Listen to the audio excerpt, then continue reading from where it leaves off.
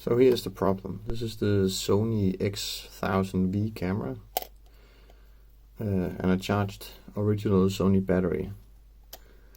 When I put in the battery without touching any of the buttons,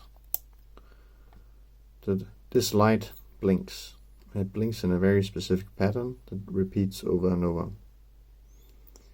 I have no idea. I have searched high and low to find the meaning of this blinking, but I cannot.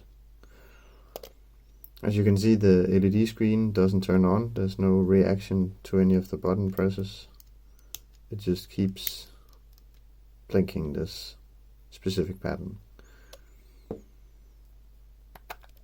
I hope some of you can help me find a solution to this problem.